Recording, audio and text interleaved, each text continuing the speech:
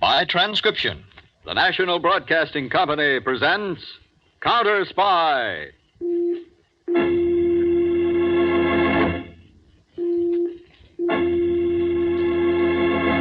Washington calling David Harding, CounterSpy. Washington calling David Harding, CounterSpy. Harding, CounterSpy, calling Washington.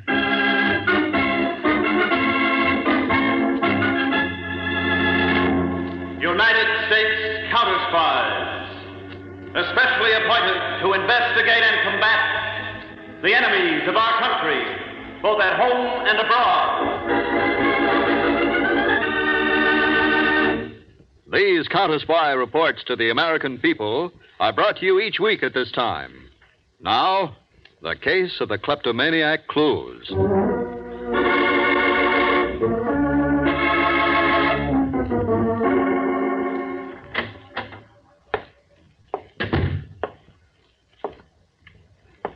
Going on a little trip, Mr. Trafford? What the? I wanted to see you before you left Frisco. Hey, who are you? And how did you get into my hotel room? What's the difference? I'll call the manager and have Drop that phone, Trafford. That's better. What is this? What's that gun for? What do you want? That briefcase you're carrying? What? The briefcase. Hand it over and you won't get hurt. I'll do no such thing. Give me that. You won't get away with this. Shut up. Sit down in that chair. Now, we'll just tie you up so you won't make no fuss while I'm blowing out of here. Just why? Why are you doing this? Just why? For dough. What else? I don't know what's inside this thing, but certain people are willing to pay plenty to find out.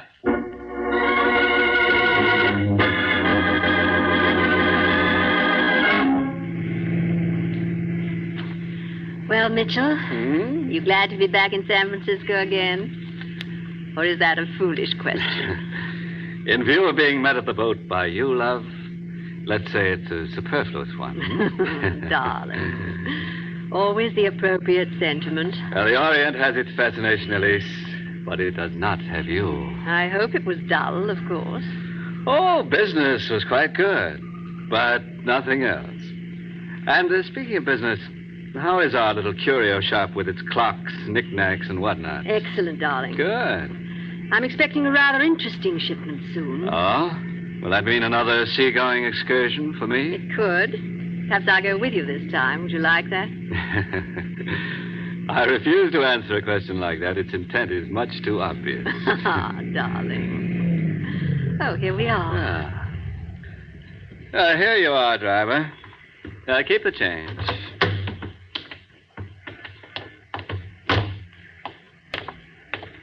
I left Doreen in charge of the shop. Oh, how is she? As usual. She handles the carriage trade exceedingly well. Uh-huh. At times I think you're a bit too interested in her. What? Oh, nonsense, Elise. Why, she's hardly more than a child. Yes, I know that, but you? Oh, Miss Pomeroy, you're back. Well, hello, Doreen. How are you, Mr. Monroe? Nice to see you back. Thank you. It's nice to be back. How have you been? Just fine, thank you. Was your trip successful? Mm-hmm, very. I'm glad. Doreen, were there any messages while I was gone? No, Miss Pomeroy, but there's a man waiting to see you in your office. A man? Mr. O'Mac. A very curious thing happened. Curious? Yes, I could have sworn he deliberately put one of our teakwood figures in his pocket. What? And as though he realized I'd seen him, he put it back on the display shelf. But perhaps it was a mistake. Perhaps. Come along to the office, Mitchell. Mr. O'Mac may be a buyer. Yes, or a seller. See you later, Doreen. It's a lovely girl. If one likes the type. Always waiting for somebody. That's me. I don't like you sitting behind my desk, O'Mac. Oh, excuse me. I hope I didn't soil nothing. Do you have what you were sent to get? You mean Mr. Trafford's briefcase? You know that's what I mean. Do you have it? Yeah, I got it. Give it to me. Not so fast. Well, what is it? There's been a change made since I first talked to you. Change? What do you mean? The price you're paying, I don't like it. Oh, you don't? No, I don't. so you'll have to make it fatter. Tell me, love, where'd you find this cheap highwayman? Never mind that now. Oh, Mac, we agreed on $10,000. Yeah, well, I need 10 more. You deceitful pig. You know how it is. Cost of living going up and up. I won't hear of this kind of street corner conniving. Okay, suit yourself. And may I ask just what will happen if you don't get what you want? The CounterSpies would love to get their hands on the little setup you've got here. What? You've got till tomorrow to pay my price. You wouldn't go to the CounterSpies. Huh? Try me and find out.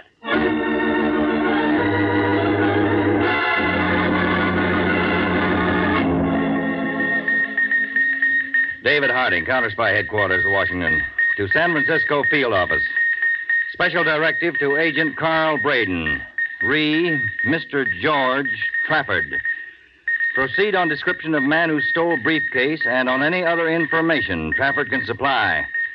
Am leaving by jet immediately. Have correlation of data ready for my inspection upon arrival. End of message. Oh, Miss Johnson, have you contacted Agent Peters in the St. Louis field office yet? He's on the wire now, sir. Line number 3. Oh, good. Hello, Peters. How are you, Mr. Harding? Peters, I'm leaving Washington by jet for San Francisco within the hour. I'm picking you up en route, so gauge your time carefully. Right, what's up? No time now. I'll fill you in later. Okay, Chief. I'll be standing by at the St. Louis airport.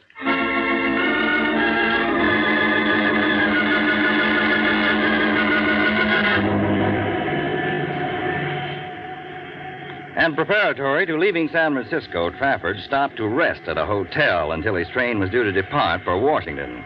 I follow most of it up to now, Mr. Harding, but, But what, Peters? well, who is Trafford? And just what was in this popular briefcase of his? Well, Trafford is in no official capacity with the government, Peters. He's merely a private citizen who happens to be an astute industrial organizer. Sort of an efficiency expert, Yes, you could call it that. And the big top secret in that briefcase? A draft of plans for mobilization of certain key industries. Plans, factory locations, working schedules, objectives, probable results, so forth. I see. Which, of course, was intended for the hands and eyes only of the defense coordinator in D.C. I wonder in whose hands and under what eyes they are now at this very moment. That's what we've got to find out, Peters. And fast.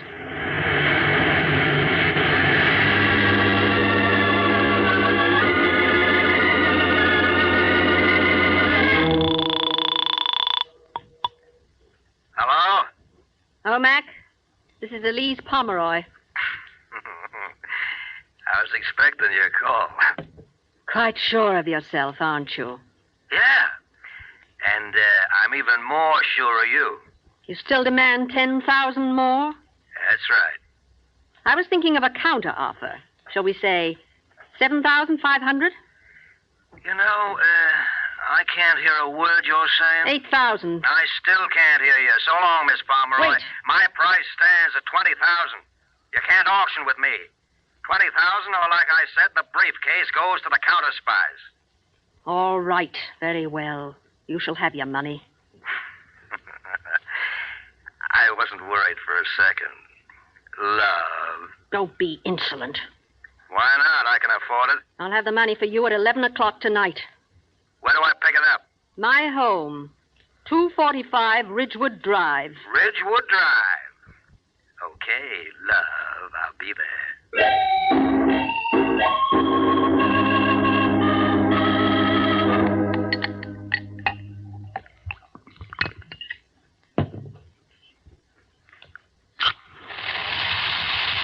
Here's your drink, Mitchell. Oh, and just right. Thank you, love. To your very good health, Elise. And to yours. May you always feel as wonderful as you look. And may you always be as truthful as you sound. So much for that. Why did you ask Omac to come here to your house, Elise? I don't want him seen near the shop again. It's much too risky, darling. Quite a fellow, isn't he? Or should I say felon? He's been useful. Let's see now. Within the short space of 24 hours, he's committed a holdup, blackmail, and incidentally gave way to a touch of kleptomania. Very impressive. Kleptomania? Of course, yesterday in the shop. You heard Doreen describe his attempt to palm a teakwood piece just before we arrived? Perhaps she made it up. Oh, come now, my dear. Does it sound so incredible, considering what Omac is? Besides, why would Doreen make up a thing like that? I wouldn't know, would you? No. And, by the way, she knows nothing about business transactions in the Orient, does she? No. And the less she knows about anything concerning us, the better. Why, Elise, I would almost think you're jealous of Doreen from your tone of voice. Would you now? Yes, but you've no reason to be. Look. Well, that must be Omac. I'll let him in. Come in. Thank you. Well, say, quite a joint you got here. A little far from town, though, ain't it? Do you have the briefcase? You're looking at it. Hi, Jack. If you're talking to me, begin again. I'll leave Jack out of it this time. Take it easy, Governor. Just being friendly. I'll take the briefcase if you don't mind. First, my payoff, if you don't mind. Just as you say. I'll get it from my desk. You mind if I have a drink? See, you got a few spread around here. Take mine if you like. I haven't touched it. Well, thank you. And believe me, I wouldn't mind if you did. Love. Now, see here, Omac. Disregard him, Mitchell. Sure, Monroe, do that. After tonight, you two won't be bothered with me anymore. Well, here's to the end of a beautiful friendship, huh? Something wrong, Omac? This drink. Now, look at the mess you've made. You put something in the drink. Only a drug.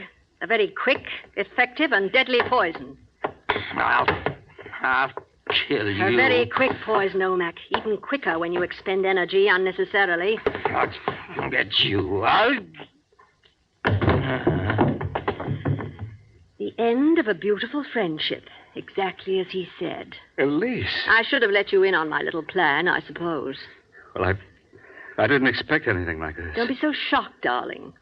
After all, you realize you can't trust a blackmailer. He would have eventually given us away, you know. You really do mean business, don't you? Yes, Mitchell, I really do. Now let's get rid of him.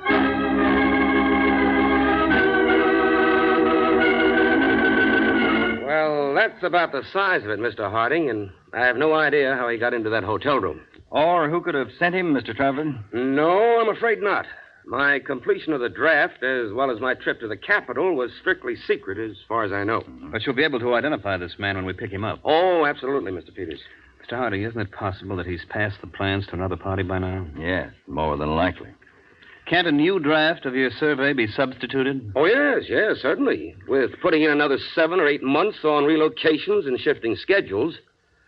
It's not the happiest situation, I can tell you. And time's important. So it's a question of retrieving what we have or substituting a plan which, at best, will be inferior to the original. Well, we can't risk the operation of your plan, Mr. Trafford, as long as there's a chance of its being known to unfriendly powers. Then you've got to get it back to me, sir, before it's somehow shipped out of the country. We'll try, Mr. Trafford. You can be sure of that.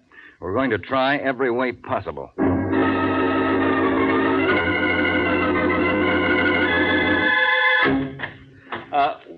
Well, hello, Doreen. Mr. Monroe. Oh, I didn't expect to find you in Elise's office. I was just filing some invoices. Miss Pomeroy should be back shortly. Good. We can wait together, hmm? Of course, Mr. Monroe. Oh, no. My name is Mitchell. Miss Pomeroy might not like me to call you that. Oh, Miss Pomeroy isn't here, and my friends call me by my first name. I consider you a friend. Do you? Yes. I'm glad. I've always been afraid she might misunderstand. Elise? Oh, not at all. What is there to misunderstand? Well... Doreen, do you like me? Yes. Yes, I do. I like you, too. Will you be going away soon? Yes, I'm afraid so. Within a few days. I'm sorry. Are you? Yes. I'll be back, though. Will you? Mm-hmm. But until I... Oh. Hope I'm not interrupting anything. Hello, Elise. I've been waiting for you. Not expecting me quite so soon. Well, as a matter of fact, I was getting a bit impatient. I'm glad you were able to find a way of containing your impatience. Doreen, you better get out front in the shop. Yes, Miss Pomeroy. Before you go, Doreen, Yes? I want you to remember something. What is it? This. Now, go about your business. And remember that. I'll be sure to remember it, Miss Pomeroy. Why did you do that? You know without being told, so we won't discuss it. For heaven's sake, at least behave sensibly. Be quiet. You and your affairs are unimportant at the moment. I've had the plan we stole from Trafford microfilmed. You'll leave with it on the first boat out of San Francisco for Hong Kong. When is that? Tomorrow night. Are you coming along with me? No. Because everything we do from now on will be done on a strictly business basis. Really? Yes. So mind your step, lover. You know the way I do business.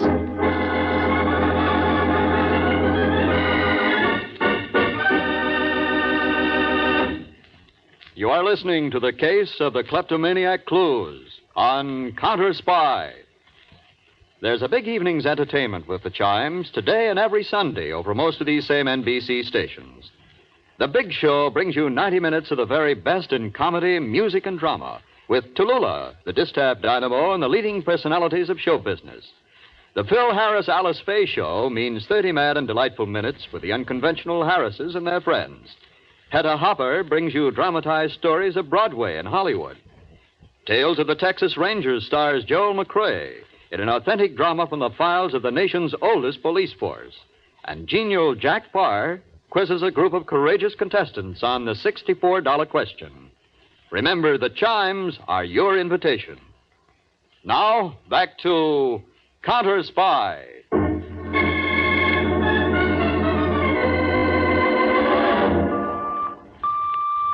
Agent Braden to Harding, San Francisco field office. Braden to Harding. Harding, go ahead, Braden. The body of a man fitting description furnished by Mr. Trafford was found on the outskirts of the city. Death by poisoning. Identification, Charles O'Mac. He is now at the city morgue. All right, no further instructions, Braden.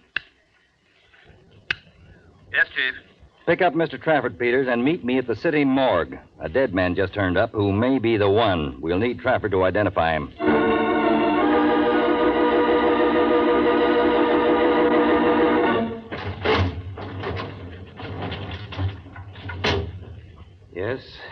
Yes, that's him. That's the man who took my briefcase. You're certain, Mr. Trafford? Absolutely. His driver's license said Charles O'Mac. That name mean anything to you? No, nothing. They found this in his pocket, Mr. Harding. Oh, let's see that, Peter. Teakwood. Little teakwood figure. Odd thing for a guy who was also carrying a .38. Yeah. Mr. Harding, will you need me any further? Oh, not at the moment, Mr. Trafford. Then I'll leave if you don't mind. I don't care for the atmosphere of a morgue very much. No, nor do we. Come on, Peter. Any place special, Chief? Yes. Very special, I think.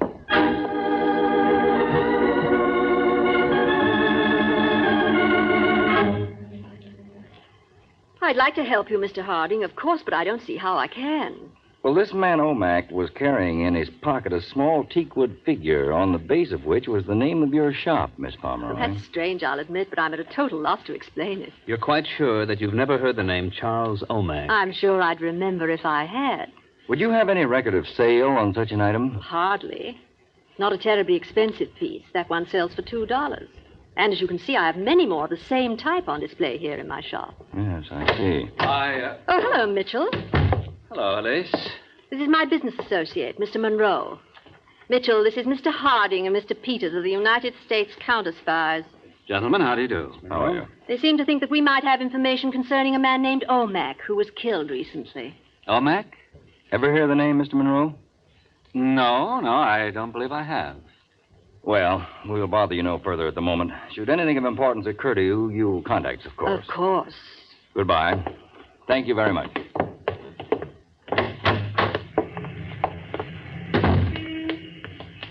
That dame is quite a number, huh, Chief? Maybe a wrong number. Get a stakeout on this shop, Peters. You think they're lying? That's what we've got to find out, for sure.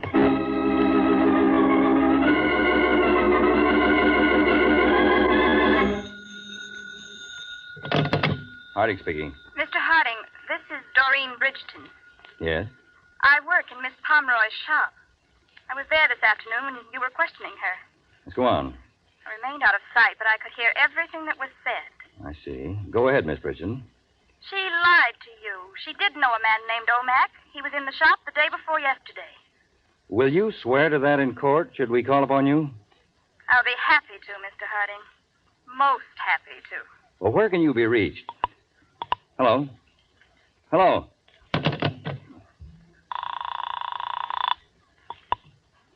Yes? Peters, I'm 5, Mr. Harding. Thank you.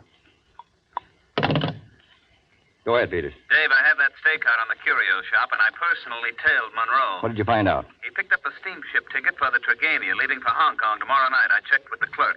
Any report on the shop itself? No, not yet. What do we do about Monroe? Stop him? Yes, but not officially. If he's a decoy and not carrying the papers, I don't want a false arrest charge. That'll tip our hand completely. We've got to stall him without him knowing we've done it. How? Well, a call to the Customs Department ought to do the trick. Now, in the meantime, put a surveillance squad on a girl named Doreen Bridgeton. She works for Elise Pomeroy. She may not realize it, but Miss Bridgeton is a sitting duck right this minute.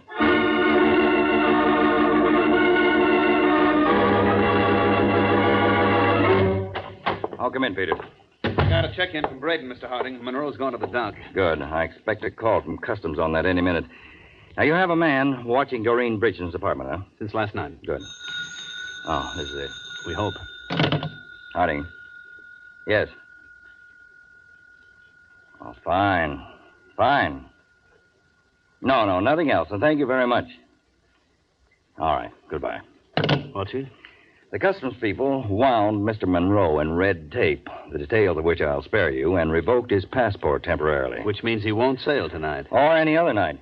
Now, we've got to move fast. First, we'll have the Bridgeton girl picked up. We'll need her later. Then we'll see what the deluxe quarters aboard a luxury liner look like, Peters. Yeah, I like that part. Don't pack, though. We're traveling light.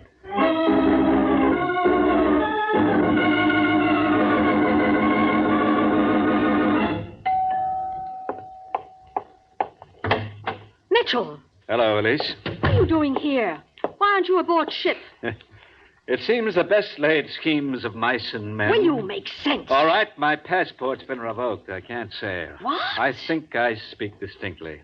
How did that happen? I don't know.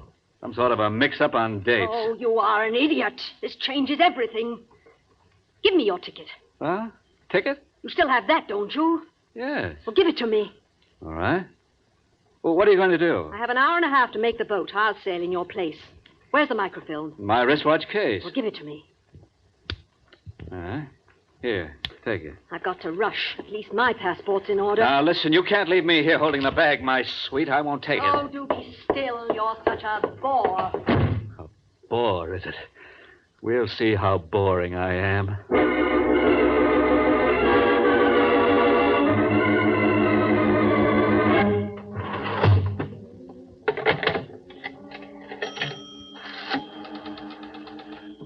Hello, operator. I'd like you to put me through to the United States CounterSpies. Yes, please, and hurry. CounterSpy field office? My name is Mitchell Monroe.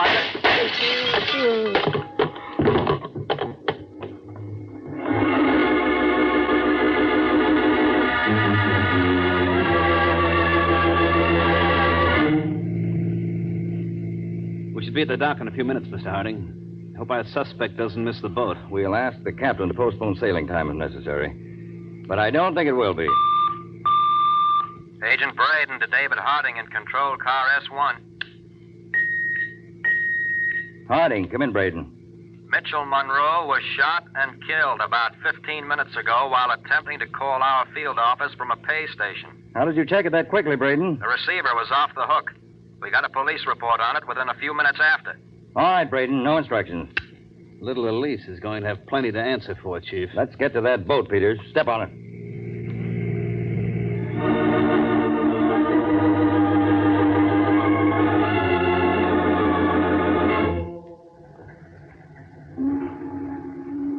What time is it, Peters?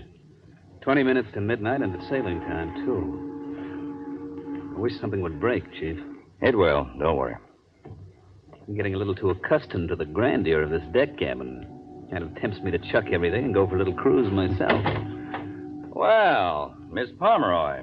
Mr. Harding, Come in, Miss Pomeroy. what are you doing here? We ask the same of you. Just how dare you ask me anything?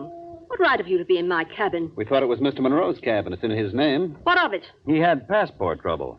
But nothing that wouldn't clear up in a day or so. He'd have been able to sail. It must be urgent business that prompts you to so hurriedly take his place. I want you to leave immediately. When we leave, lady, you're leaving with us.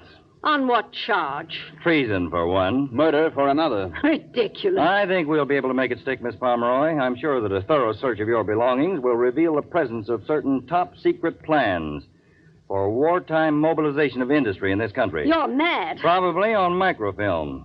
And added to that, we have the eyewitness testimony of Doreen Bridgeton that you knew Charles O'Mac, knew him well. She's lying. She's trying to get even for a personal difference. You know Mitchell Monroe is dead? What? Murdered? No. No, I didn't know. You're almost convincing. She's probably telling the truth, Peters. I don't think she'd have had time to kill Monroe. If you're going to arrest me, then do so, and let's get off this boat. Not so fast, Miss Pomeroy. There's more where you came from. So let's just wait here for a few minutes and see who it is. What do you mean? I'm sure you know exactly what I mean. Elise, do you... Well, come in, Mr. Travert. What the... Hey, what is this, Harding? Don't you know? Oh, I certainly don't. Then I'll tell you. You had yourself robbed of your own plans. Robbed? What are you talking... O'Mac didn't know you. Miss Pomeroy did the hiring and carefully pointed you out. A perfect way of deflecting any and all suspicion from yourself. Why, that's absolutely ridiculous. You had a neat setup for an espionage agent, Trafford. You enjoyed the confidence of high government officials while you were planning to transmit your industrialization plans to an unfriendly power. You don't know what you're saying. Neither one of you do. But you made one small slip. According to the desk clerk of the hotel here in San Francisco, it was 2 o'clock when you checked in. I won't listen to this. You'd better listen, Trafford, and close, because the United States Attorney is going to ask you questions later. When you arrived at the hotel, there was a southbound train leaving San Francisco at that very moment. So there was no reason for you to have been anywhere but on that train. No reason but your own personal one. Harding, you're making a grave error. The error is all yours, Trafford, for showing up here in Miss Pomeroy's cabin. What's the angle for your coming, Trafford? Skipping? Or just to give her some last-minute instructions? It couldn't have concerned the microfilm plans. You have your own copies, I'm sure. Now, don't move, any of you. Is that the gun that killed Monroe? A ballistics test should tell. There won't be any test. I don't know about that. My agents have the dock area completely surrounded. They let you in, but they're sure not to let you out, except with me. I'm willing to run the risk. Now, stay right where you are. Don't leave me, George. Sorry, Elise. I have to travel light now. I'm sorry. You're no good. Come on, Peters. There he is, Chief. Stop or I'll shoot, Trafford. He's headed for the rail. Stop, Trafford! Stop or we'll fire! Let him have it. He's falling overboard.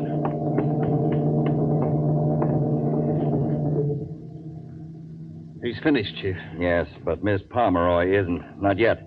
She'll stand trial and pay the penalty all traitors eventually pay.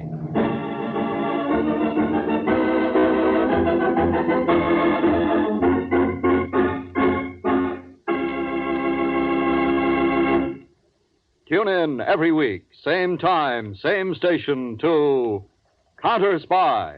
Listen next week for the exciting Case of the Captured Contact.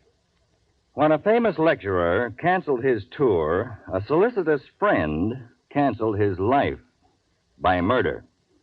How a weak eye and a strong arm led your counterspies into a most intriguing adventure will be unfolded next week in Case of the Captured Attention, Contact. all counterspies. On Are you ready to embark on a CounterSpy. thrilling adventure beyond the airways? Tune in every Friday night to catch the pulse-pounding action of CounterSpy, where danger lurks around every corner. Tonight's CounterSpy program originated in New York, was directed by Mark B. Loeb, Your mission dramatized by Edward J. For Adams, those of you craving and more featured excitement, Don McLaughlin we've got and just the Mandel ticket. Kramer. Introducing Lionel Lost Rico in Brazil. speaking. Your passport to a CounterSpy world is a of Philip intrigue, H. Lord mystery, production. and untold stories from the heart of Brazil. Join us on the journey through the Preceding vibrant streets transcribed. and less tropics 3 of chimes Brazil. mean good See the times on headquarters NBC. of Brazilian culture. From gripping favelas to captivating countrysides, Lost in Brazil brings you closer to the pulse of this diverse and enchanting country. So why wait? Follow us on Lost in Brazil and unlock a world of adventure that will leave you spellbound. Don't miss out on the ultimate escape. Subscribe now and immerse yourself in the magic of Lost in Brazil at Lost in Brazil RJ, where every story is an adventure waiting to be discovered. See you next week for more thrilling episodes of CounterSpy. And remember to join us on Lost in Brazil for an unforgettable journey. Click on the link in the description.